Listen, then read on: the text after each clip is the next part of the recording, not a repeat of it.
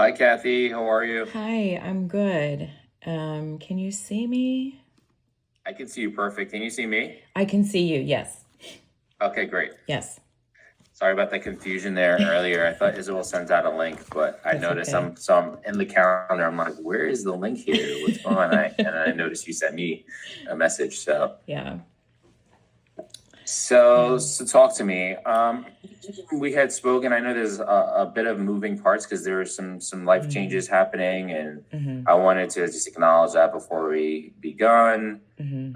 we begin, and just kind of discuss that a little bit, flesh that out, and Yeah. then we can kind of go through some of your questions you have, which are a bit detailed. I think it's just easier to go through a quick call and kind of answer your questions. Yeah. Yeah. So, Yeah. I just want to just make sure that I'm building everything correctly from the start, with the anticipated event coming. right. Mm-hmm. Were you served papers? No. Mm-mm. Okay. No, I'm at the tail end of the marriage, and nothing has been filed yet, but I know my plans. Okay. And I'm Mm-hmm. only asking these questions strictly from like a legal perspective. So like, Mm-hmm. I just kind of need to know to help Sure. structure everything. So, um, do you plan on initiating the divorce? Yes. Mm-hmm. Okay. What state are you in? Georgia. Oh, you're in Georgia. Mm-hmm. Okay. Yeah, and I think that's a state that's like a little bit not so good for uh, what I'm looking at. But you might be Right. able to I help mean, I me. think typically how it works is so I guess the other question I have is um how do you make your living primarily? Like what's Well, your are you W-2 income or you because I know we're building this for you now, but do you have a current business or are you W-2 income? I'm W-2 right now, because I'm working as a Okay. right-of-way agent. I'm a nurse. My background is in nursing, but I'm actually working as a right-of-way agent right now. So, Okay. mm-hmm.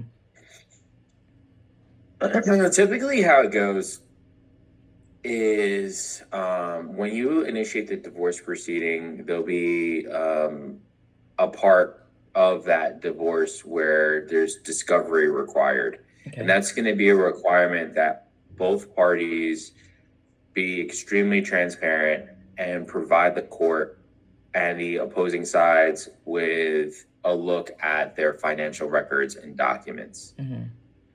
Now, the goal is to sure the company away, set and apart from you. Mm-hmm. But depending on your time, which will essentially create a limited liability company, which means you can't be sued. Mm-hmm. Now, the only time a court will do what's called piercing the corporate veil, which basically means is they're going to go ahead and they're going to say, hey, you're not allowed to use this company as like a shell company. Mm-hmm. The only time they do that is if they feel like you're using it to hide things or you're using it illegally, not for business, Okay. right? Okay. So for you, you don't fall into that category, right? So what I would tell you is you are going to have to provide them with financials Okay. based on when you plan on leaving the marriage. Mm-hmm. Um, it may not matter much because even if you provide financials for the company, the company will have its own checking account, savings account. It'll have all these separate things, and you're going to be very careful not to commingle anything, Mm-hmm. right? So, Mm-hmm. like for instance, like when you buy something on the card for the business, it's for that card. Like there's a reasonable business expense there, Okay. right? Like something reasonable, tangible, so that you're very careful and you're building a paper trail to show that you're using this company appropriately Okay. and there's no appearance of any kind of impropriety or anything like that. Okay. So that would be a way for you to make sure behaviors really to make sure that you're treating it like it's separate and apart. So there's no way that a court would say, hey, you're just using this money to you're just using this company to hide assets and hide money through your marriage. Mm-hmm. That's the only time a court will require a plaintiff or defendant to go ahead and essentially allow the court to, do what it wants with its company because they're using it illegally and unlawfully. And that's not the case here. So you'll be fine. Also, like I was saying earlier, depending on when you decide to get divorced, if you get divorced tomorrow, well, the company is not really generating any profit, any revenue tomorrow. So there's really nothing for him to ask for. Right now, if you basically get divorced 24 months from now and the company is now generating a profit and revenue, then you might have some more concern. Okay. Because they might say, hey, we're not asking for a share of the $1 million that she made last year through her company.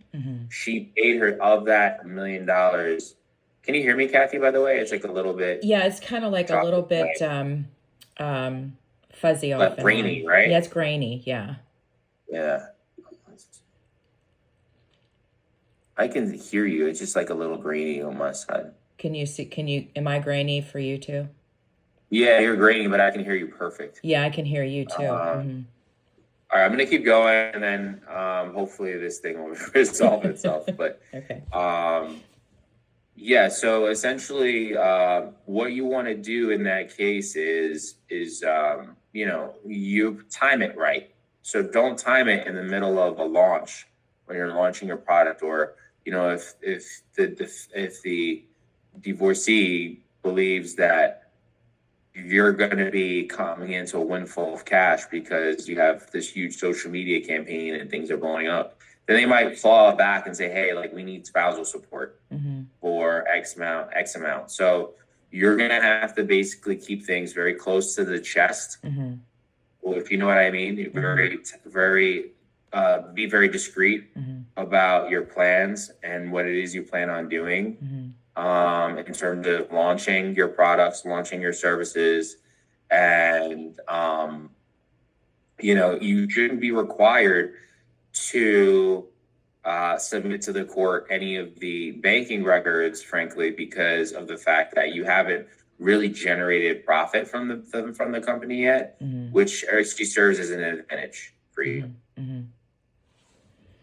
So that's my recommendation. The recommendation is move forward, structure it, time it properly. Whatever accounts you have, make sure that they're separate and apart. Okay. Have you spoken to a divorce attorney yet? Not yet. Okay. Yeah. I wasn't sure if I needed to incorporate that type of legal advice right now, or if that's something that down the road. No, smart. It's smart. We have a client right now that they're fighting over.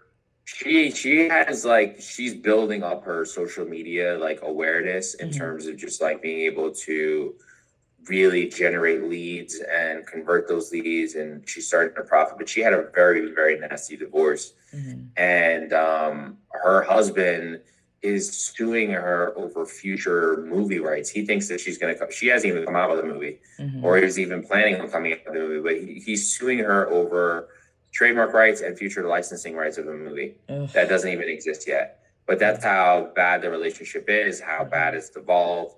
And it shows you that when someone gets, some publicity, because the other party is so scorned and is so emotional, you're not dealing with a lot of rational actors in this case. You're dealing with more emotion. Right. So because of that, even if they're not entitled to it, they'll bog you down in court. So you want to make sure that all your assets are separate apart.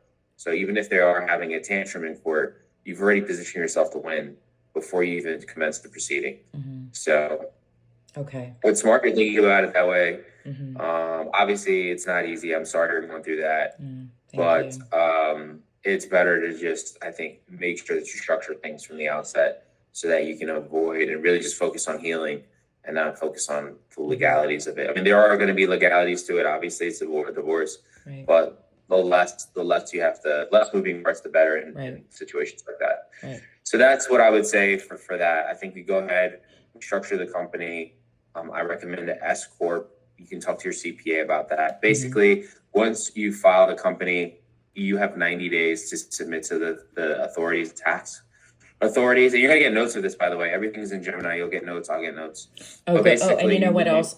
I'm also, is it okay? I'm recording this so that I can put it through my own. Is that okay? yeah, sure, Okay, all it's right. perfectly Mm-hmm. okay. And Gemini transcribes every word and then gives you like a summary of everything. So I'm sure you have it, one of those note takers. They're everywhere now. Yeah, Um, yeah. yeah. So what was I saying? I forget what my train of thought. We were talking about your divorce. We were talking about Georgia State structuring it. S corp. Yeah. So Yeah. the S corp really is the S corp is designed really to allow for you to take as many deductions as possible on the company, Mm-hmm. and it'll save you because you have the business structure in place. It'll save you taxes significantly. Okay. So make sure that you follow up with that with your CPA. Make sure that you file that within 90 days. That'll save you a lot of on taxes. I had a client that literally called me back and left me a Google review just to thank me because I called him to remind him. I set up his LLC and he called me after tax time to thank me because he saved a lot on taxes. So make sure you do that. And then you had a few other questions I can pull up. Yeah. Let me see. And I use Claude. Claude is like my buddy. And let's see, I made it was going to be the trademark class strategy. And I think that we're right with and I wanted to confirm the classes 16 and 44 as the primary for Shadows to Light. And then class 41 for the sanctuary within with the audio subscription layer. And I wanted to make sure that the licensing architecture language covers institutional protocol licensing because actually down in number 4 is where I talk about the a little bit of a change because what I actually built, what I brought before you was a product. Hold on a second. This is there we go. Okay, was a product, and with the architecture, it's a mechanism, and the mechanism can be used with a pencil. It can be used with clay. It can be used with anything. So that was my thought process with the licensing scope and the. I'm kind of skipping ahead a little bit with the proprioceptive architecture that I built, and Okay. So I'm sorry, I'm a little bit. I had all of this in my head before we started. No, Kathy, take your time, please.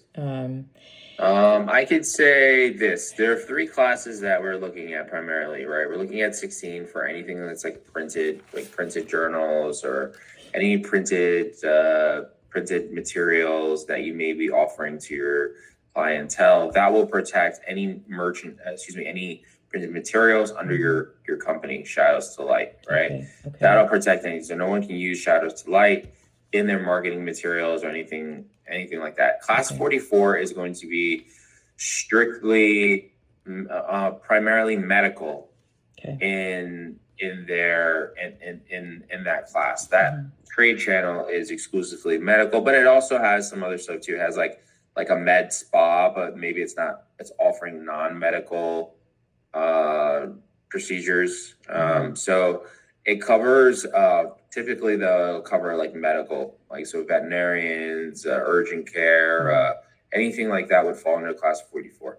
Now class 41, which is something that I believe I put in there, but class 41 is going to be your educational services and anything that really speaks to workshops, course content, group retreats, even live events, podcasts, non-downloadable podcasts fall under class 41 as well.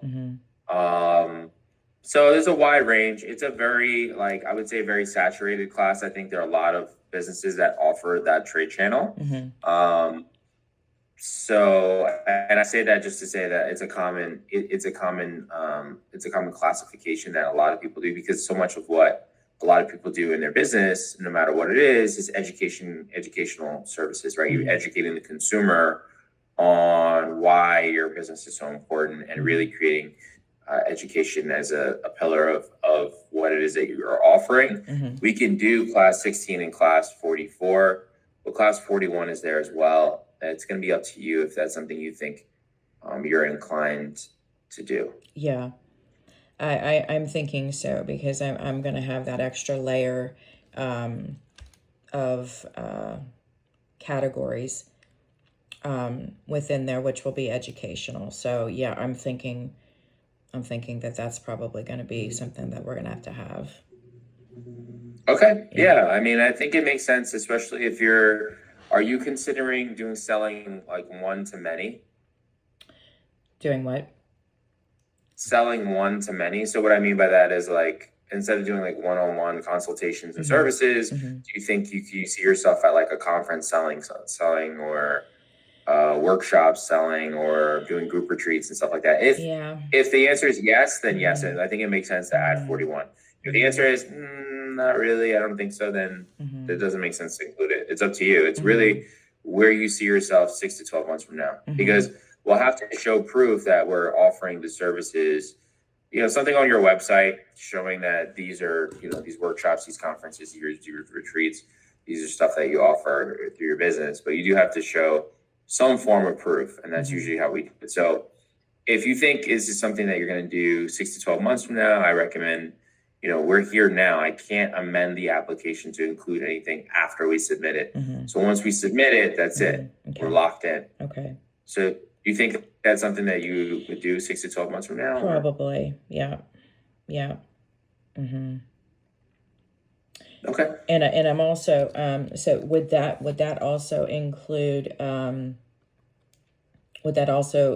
like for licensing architecture language for the protocol licensing? So the device that you're building, you tell me a little bit about the business model. So you plan on licensing it to whom? Well, like if I'm coming in and I want your product, like who's your ideal customer, like your dream customer? Like if that person comes in and walks in and buys your product, this is the person that you want, because they'll buy 1 million of them. I'm thinking hospitals. I'm thinking the general public that's suffering. I'm thinking anybody that's wanting something to help them focus. I'm thinking, because I've got two separate pathways. I'm thinking the clinical, which would go hospital, which would go, VA would go, the clinical path. And then the other would be the consumer. I would have like a consumer, and I haven't, the product design is kind of like stalled right now in my head, because when I started, I kept getting clogged up there on the product design, and it was because of the fact that this is actually it's a protocol that doesn't have to just be with a pencil.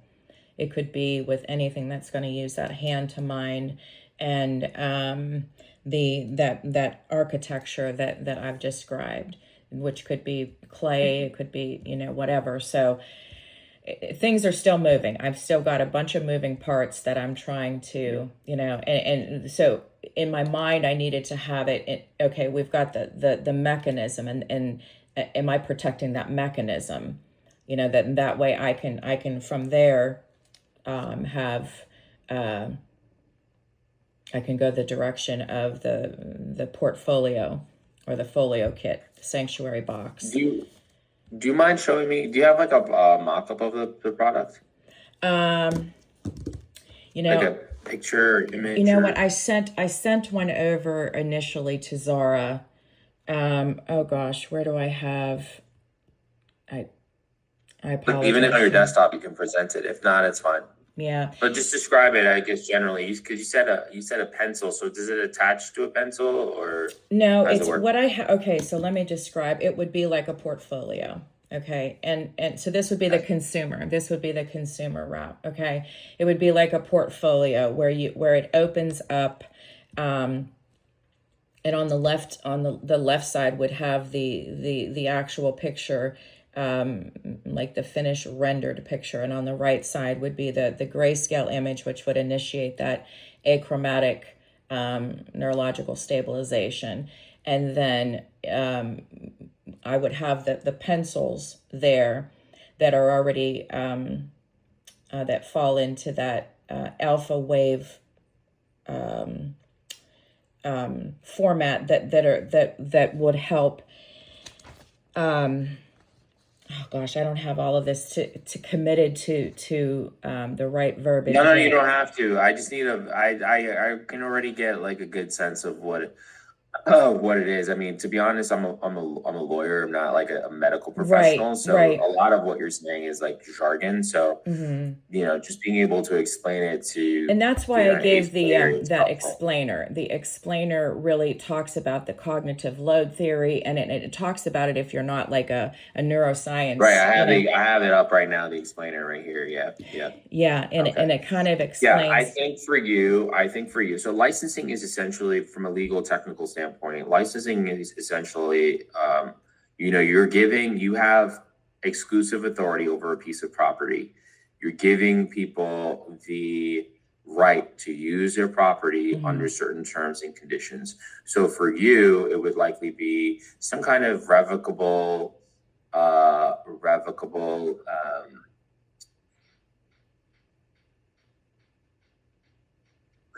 Mm. sorry, like my computer just decided that it wants to start like an advertisement or something. I don't know. Did you hear it? No, but I Okay. didn't hear you for a second. Oh, okay. I'm like, what is going on here? It's just like literally like a YouTube advertisement just came up. Okay. All right. Sorry about that. Mm, no worries. Yeah, um so for you, I think I see like a few paths. I think the best thing to do would be to definitely flesh out the idea. We need to get the name because that's how you're going to market it. So we'll definitely do Class 16 because it sounds like these journals are going to be big because they're going to be the primary tool you use to treat Hmm. your patients. Hmm. Um, so we definitely want to get that Class 16 locked in, ready Hmm. to go. Okay. Um, the licensing component, it's going to involve copyright as well. Okay. We're going to need to copyright your book once it's done in Hmm. its entirety. So you're going to have to come to us and we'll take care of that for you. Okay. Because Now, we don't want anyone taking the content of the book. We don't want anybody marketing under your brand. We also don't want anybody stealing the content of the book. hmm. And the content of the book is going to be very important. I don't think there's patentability here. Hmm. I think copyright and trademarks can be your two best methods of enforcement. And the thing that I was And what worried will about. happen is Mm, contracts. Contracts will also be your third pillar of enforcement because whoever uses the book, like a hospital or whatever, they'll have to sign an agreement essentially listing out the terms and conditions of what it require, the core requirements for after purchasing the book and for using the book for their patients. okay. Um, so Okay. it's going to be three different things. It's going to be tracks, it's going to be copyright, and it's going to be making sure we trademark. Okay. Okay. Um. All right. Um. What are your thoughts? Um. Does that make sense to you? Yeah, Like, it does. does It that make does. sense to you at It all? Like, does. does that like So confuse you a here's what bit, I. or can So I here's what I. clarify? Can I, am I not? Yeah. So let me clarify it just a little bit more. Like, okay. So so the book will be like a portfolio kind of thing. And what I'm thinking is having like a QR code, that will link to like the sanctuary within with the categories. Now that's probably going to have to be for the consumer route, because with the clinical route, it's going to have to just be institutional language and, just clinical language. I'm not going to be able to use anything, that would be from my own experience or from, there's going to be two separate pathways, and there's going to be two separate packaging. What I have envisioned is like a sterile pack that a patient would get. They would open it up. It would have everything in it that they would need, with the QR code on it. And like a facilitator is going to have understand what it does, and then the patient will be able to just take the QR code, and whether it'll have to be approved, the language that I can use for the institutional route. But then they would be able to listen to the videos and the audio while they're actually doing the hand to mind shading on the page. And Okay. so I'm explaining this absolutely horrible. I have it all in There my you go. head, and I have Kathy, everything. why don't you tell me if there was something that you really, really wanted to talk? I can take care of the legal stuff. We'll make sure you're protected. Like, Okay. you don't have to worry about this stuff. Like, Okay. well, maybe that's why you hired us. We'll take care of the licensing stuff. We'll make sure that you're in a position to win. Okay. That's not a problem. Okay. It's really not an issue. Okay. Again, I know you spoke to Zara, but you're talking to me. So I hope we can build off of it. But I understand there's an emotional component here with the whole divorce as well. So, we're on your side. We're Team Kathy. We're going to help you for sure. We'll help you navigate through it and make sure that this part of your life, this project is yours, 100% yours. Okay. So, okay. Yeah.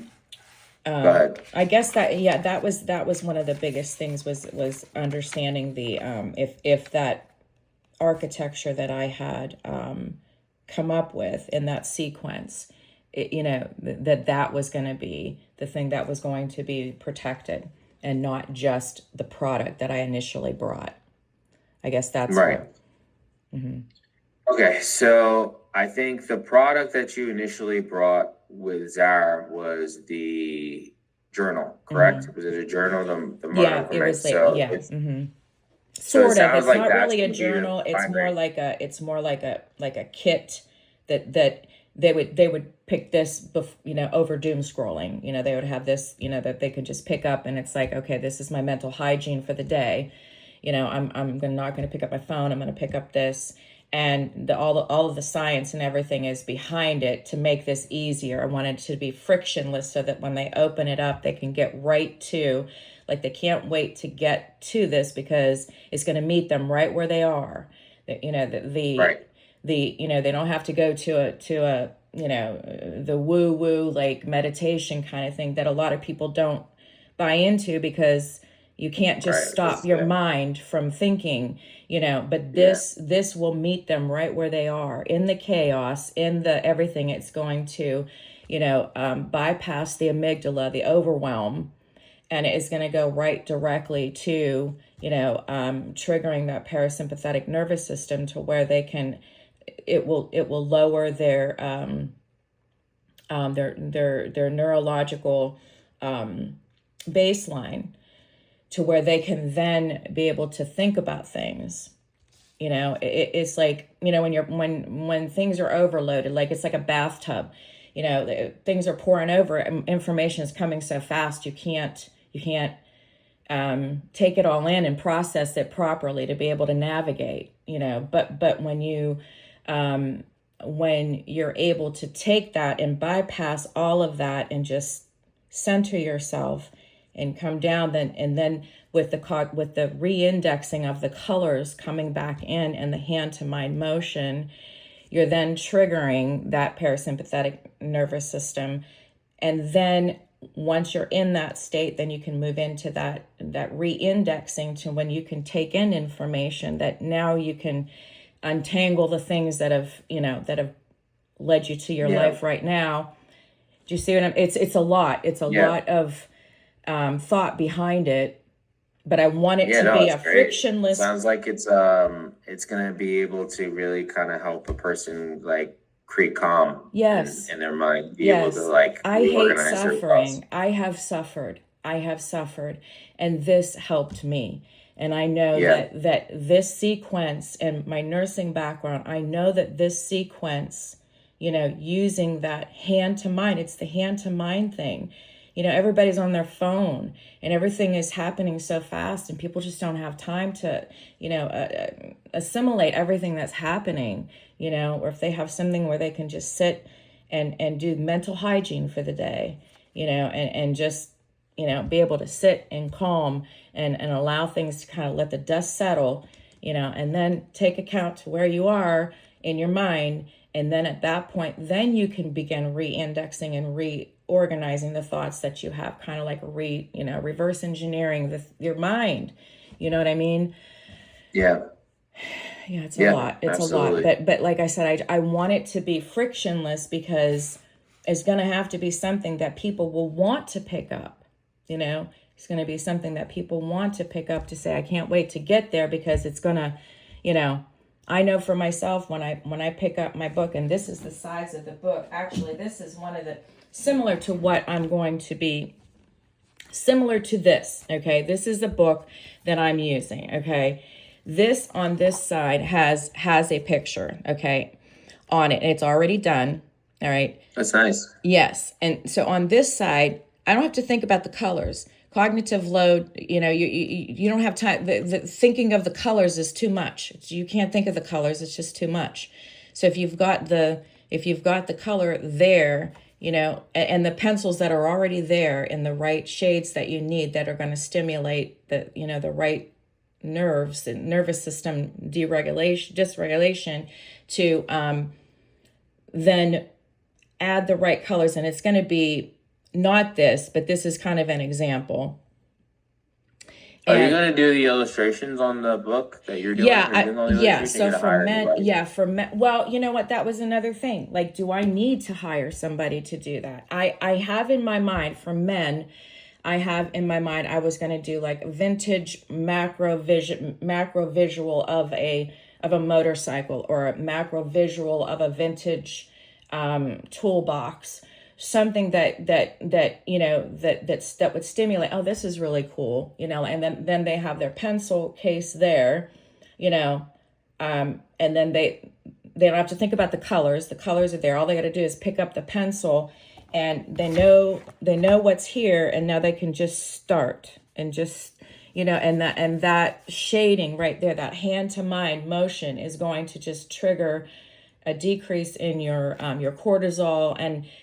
But also when you add in all of those other, the 6 independently studied psychological and neuroscience things that are incorporated in it, with the fractals and the biophilics and all of that, it all works together to decrease the nervous system, Yeah, no, I remember when I was in court, I had a commercial court in New York, and there was a court officer. She hated her job, but she had a similar I guess it's like a coloring book, but it's for adults, and she said it helped regulate her mind. And I guess it's a very overstimulating place court can be sometimes, especially like, you'd imagine New York City, it's crowded, the hallways are small, everyone's looking for their day in court kind of thing, and it can be very loud and compact and noisy and smelly sometimes. So, so it was one of those places where I saw adults using it as a first encounter with that type of therapy, that therapeutic. So I do understand the concept, and I understand what you're trying to do and what you're trying to accomplish, and how much it means to you because it's helped you, and you're trying to spread that similar I guess that similar reprieve and joy to other people. So Right. for you, I think we stick with, from a legal perspective, we stick with the classes 44, 41, and Okay. 16. 41 is going to basically include, it's going to be the trade channel, which really demonstrates like your education in the space, educating people, your services around workshops, online places, any online courses you plan on developing, anything educational. If there's any podcasts you decide to do later, that would be covered under class 41. So I think it makes sense. Because you're going to be talking about this, and I think part of what you're going to be doing is refining, like, really like what your messaging is around Right. the space, because you're really you're kind of not pioneering this space, but it is niche, and so I think people they're probably not solution aware. Right. They're probably problem aware, like I have Right. this problem, but they're not Yes. solution aware. Right. So like you're providing the solution now. So Right. there's going to be a lot of messaging and educating, I think. So that's the point I'm trying to make. I think class 41 makes sense. Okay. And then 44 is going to be on your website. It's going to be like you advertising specifically the medical component, the clinical side of things, like why this book is important. And do you plan on like demonstrations in a clinical setting? Like, do you see yourself maybe even going into a hospital and like doing like group work and explaining to them how your product works and what it's good for? And I'm is that open something to that? that. Yeah, I'm open to that. I'm open to the avenue that's going to get this in front of the most people, because that's where I'm headed, is that solution oriented. Because right now, like you said, everybody's problem oriented. It's like, this is a problem, sensory overload, everything happening at once. And people don't have a solution yet. They don't know that this is a solution Right. to the problem. So educating Right. is going to be the biggest, I think. Yeah. So that's why I think class 41 is going to be critical for you. And then I think copyright, eventually, once you're done with all the illustrations, you're going to let us know how you accomplished it. Like, did you hire an illustrator? Did you do it yourself? Whatever. The reason I ask is not because from a business standpoint, I'm asking from a legal standpoint, because I'm asking specifically who owns the copyright. Like, once someone draws something on paper, Right. they technically have common law copyright protection. Right. So for you just want to make sure, if you're hiring somebody, that it's very clear that it's a work for hire situation. And so any work product developed within the scope of that arrangement is yours. Okay. And so, and you'll have an agreement to that effect. And we have those too when you're ready. We have independent contractor agreements that we saw. Okay. So there's that. But I think the trademark is first, because you want to have the branding down, the name down, and then the copyright will be. But I don't think there's anything patentable here. And what I mean by that is, patent is the third pillar of trademarks. And I think maybe that's where you're getting at. Part of it is like, is there a new invention here? And typically what happens is, I would say no, I don't think that the drawings will be new inventions. They'll be maybe new illustrations, and they'll fall under copyright. Also, in order to be patentable, you have to have something that has to be novel. It has to be something no one's ever seen before. And it has to serve a new utility. So it has to do something that's never been done before. Okay. And on top of that, if you're doing what's called modifying human behavior, then they don't allow it as a patent. Like, for instance, we have a client who's developing an app, and based on the things that you say, the algorithm will change and modify your specific psychological profile to help you with things. And because it's modifying human behavior in that way, even though it's doing something very cool and it seems like it's patentable, it's not. Okay. So I would say this: we have a patent attorney on our team. Okay.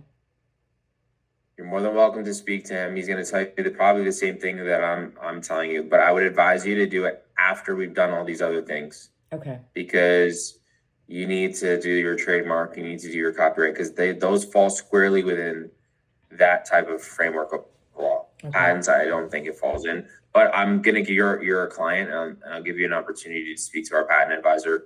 And he works at a different firm, but he works with our firm. Okay. He has his own thing going on.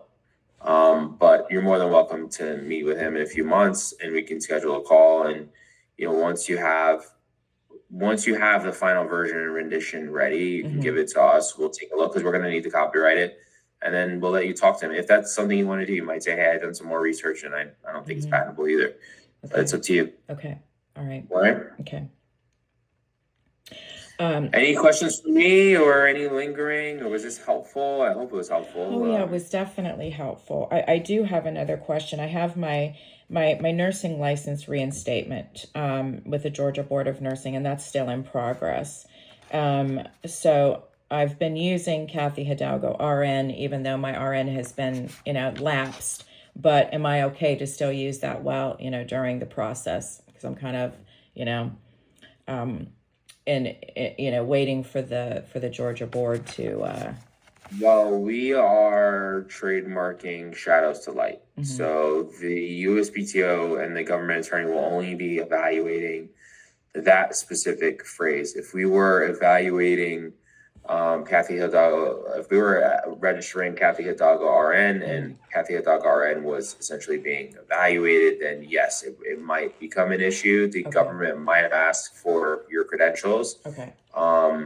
Sometimes when we've registered like doctors' names before, because they're using their name in commerce, and it's become an issue where they just need to make sure that you're an MD. If you're saying you're an MD, you're holding yourself out as an MD. It's the same as an RN.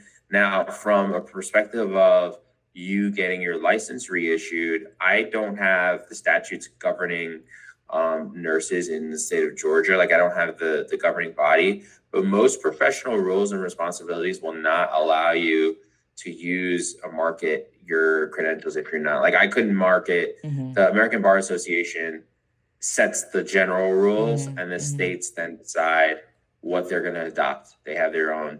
Almost unanimously, most states say if you're not currently licensed, if you're inactive, you can't hold yourself out as a lawyer. Okay. Or as an attorney. You can hold yourself out as a lawyer, because lawyers have a law degree, right? But you can't hold yourself out as an attorney. That's someone who practices law. So I don't know if it's the same as an RN. Does an RN mean you have your nursing degree, which is true, so then you can represent that you have an RN. No one can take that away from you. Or are you an active participating nurse practicing medicine in the state of Georgia by having RN? So it's going to be the professional rules of responsibility. If you're concerned about them reviewing you and making sure that you're compliant as they're reviewing you through the application process, just double check those rules. Okay. That's the questions I have for you. Okay. And what I would say. But from what we need from a federal legal standpoint, we have what we need. From a state standpoint, from you getting your license reissued, I would just look into that. Okay. Because you don't want them saying, "Oh man, well you're being disingenuous," or have questions about it. Just take it down if you think it may be an issue. But if it's if it's a situation where just having an RN, saying RN just means I have a nursing degree, then that's fine. But if RN means you're a practicing nurse and you're not a practicing nurse for the next 30 days, I would take it down until whatever. When is your license? Do you have like how does it work? Do you have like a hearing or an interview? No, it's a reinstatement application process that I've done the application process, but I'm at the mercy of their pace. Got it. So you're basically filling out a form, paying a fee. Yeah. And waiting. Yeah. Okay. Yeah. Yeah, I think you'll be fine. To be honest, I think you'll be fine. But if it was some kind of disciplinary issue, I would say definitely take it down because they're going to be looking into your situation. But if it's not a disciplinary issue and it's a matter of I let it lapse because I took a year off and now I'm coming back, that's different. Okay. I wouldn't worry about it too much. Okay. And then as far as the getting the the formation of the new LLC. Yeah, it's going to be Neural Threshold Institute LLC. Yes. Mm-hmm. Okay. Yeah. So do Yeah. I need to meet with, I know you had sent me over a link for somebody that you had in mind. Do you think I need to do that? Meet with them? I know you were, Who sent you the link? 'Cause I don't think I sent it. Did Isabel send it to you? you had sent it to me. You had said something about Zara making an introduction with, I think it was accounther.com. Oh, for the accountant. Yeah. Oh, yeah. Absolutely. God, she's amazing. She's awesome. Yeah. She's fantastic. Okay. Yeah, she was in a mastermind meeting with Zara and another woman. Her name escapes me too, but they had a mastermind group, and she was the accountant in the group. Zara was a lawyer in the group, and then the girl was a financial advisor. They put together a group, and they've been friends and kept in touch. And we've sent a few clients her way. Mm-hmm. She's no nonsense. She's organized. She knows her stuff. Okay. We would definitely. Well, I spoke to Zara today about that. We'll definitely make an introduction. I spoke to her this morning. Okay. She was asking about her, and I think it makes sense for her to make the introduction because they're closer than I am. Right. Okay. But I know of her work just because we work so Okay. closely together, Zara and Okay. I. So I think it makes sense for her to make the introduction, but yeah, for Okay. sure. But Okay. that's going to be for the tax implications. That I don't really think it matters too much from an LLC standpoint. Mhm. I think you just form the LLC. So I can go ahead and do that. I can, on my own, I can go ahead and form that LLC. Or Yeah, you can do. Listen, you can use, like, there are a lot of companies in the state of Georgia you can use, and it takes 2 seconds. It's basically Right. paperwork that basically states that now you have an LLC. You Mhm. can't be sued. You limit liability. They give you what's called the articles of incorporation. You have LLC. They give you the state paperwork. It doesn't take long at all. Okay. The key, though, is going to be the key consideration is setting up the S corp, Mhm. that tax filing status I told you about. Mhm. Because what happens is when you set up a company, now you have an LLC. Mhm. It doesn't mean you own the name Neural Threshold Institute LLC. It just means in the state that name was available Mhm. and you could use it.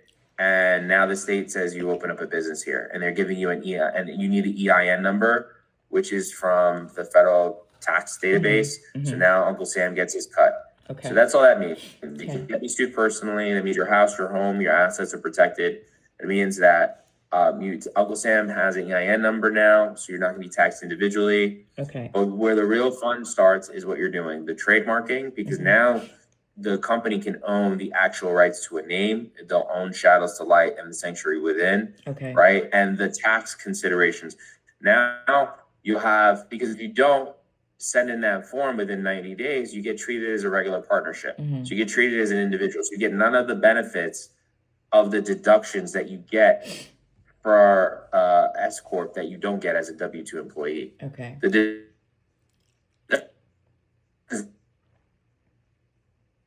deductions that you get as an employee. Okay. That's just the way it is. Okay. And so you want to make sure that that tax form is filled out within 90 days. Okay. Okay. So what is my next step? Hold on.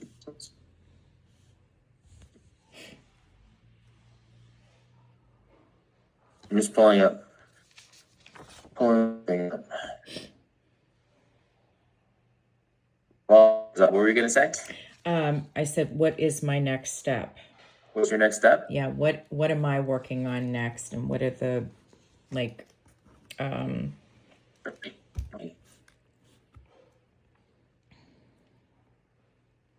you're freezing. Sorry. LLC.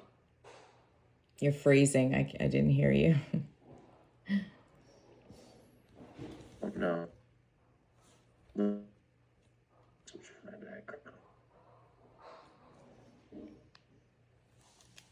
Okay. Hang on, Kathy. Let me see if I can.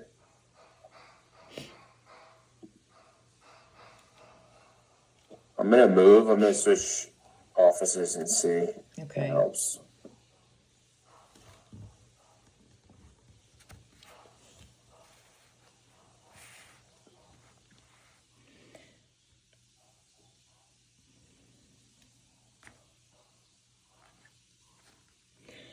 And just to clarify too, so I don't need to have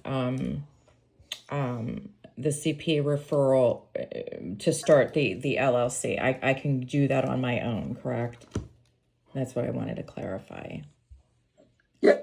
How did start the LLC? The question I had in the past was how did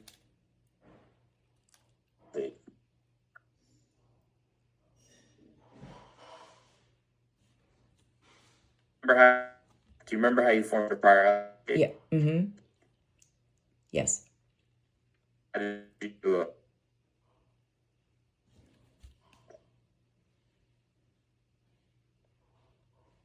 Did You're freezing. You're freezing.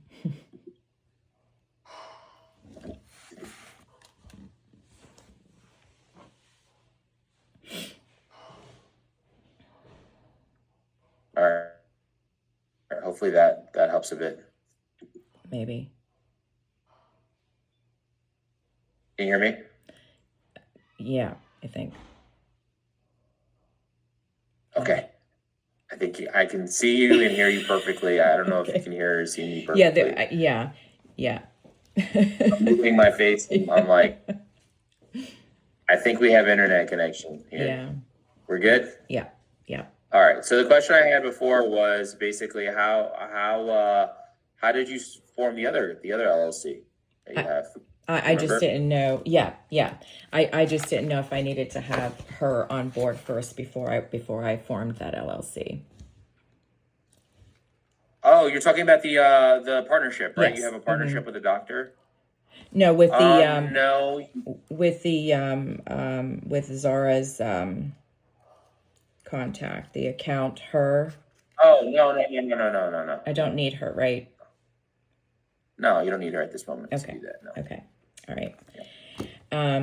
Okay. Yeah. And then with the difficulty in hearing, maybe you can, because I would like to have like some next steps of what I need to do, on my end. Yeah, so I would form the LLC. That's first and foremost. Right. You can use whatever entity formation company you used in the past. Make sure you get an EIN number, a federal tax EIN number, and then make sure you look into that S corp tax document within Right. 90 days. Those are the three things that I would tell you to make sure you do.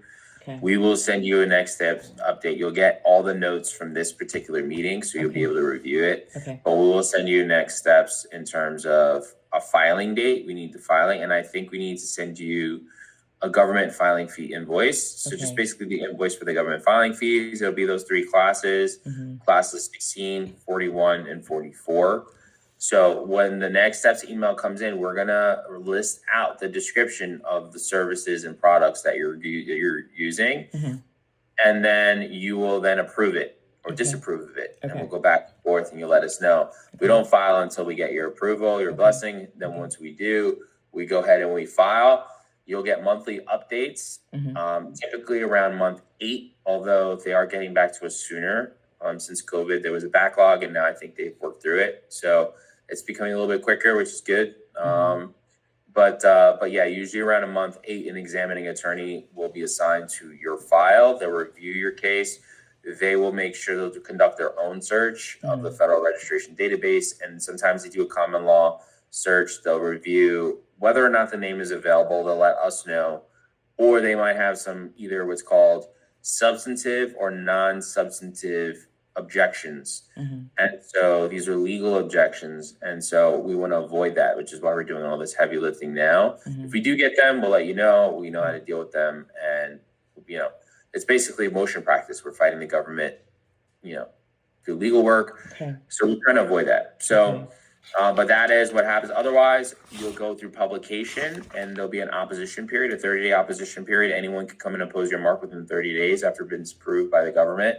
And then we'll have to show them proof at the final phase. Hey, you have the name, but we will not give it to you and register your trademark until you show us proof. And at that point, we'll come back to you and say, hey, Kathy, where are you with your the book, the journal, the proprietary information that you have in the journal. Where are you with the educational services, the courses that you're doing, and where are you with your medical services as well. So, and then so your site should have all of these things listed with the exact spelling of the name. So I mean exact, I mean not even like a period at the end. It should be exact spelling. Now, once you have your registered mark, you'll be able to go after anyone who's confusingly similar to the name. However, the government wants you to put the exact spelling of the name that you're filing for on your website or on your products, your services. Okay. You want to make sure that that's the source identifier. Okay. And that's basically the gist. That's a general gist. I mean, it's a lot of information I just gave you, but that's usually how it goes. Okay. The goal is really, once we file, for you to be as hands-off as possible. You're going to be busy with a lot of other stuff. Right. So the goal is to give you consistent updates and let you know, where we are in the process and take care of things for you. Okay. So. Okay. All right. Well, I've got a lot to work on. All right. Well, no, the LLC shouldn't take more than 30 minutes, to be honest. All the hard stuff is like the setting it up, right? Like, so what I mean by that, like if you're bringing on another partner, your company, then that will require an operating agreement. Then you need to come with us and we'll go over and we'll do your operating agreement with your partner.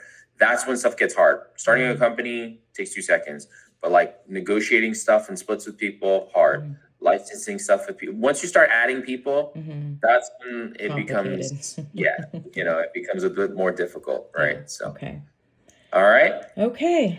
All right, Kathy, take care. All right. I hope this helps. Don't feel did. too overwhelmed. Okay. And feel free to just message me if you have any questions. All right. All right. All right. All Thank right. you so Take much, care. Sean. All right. Bye-bye.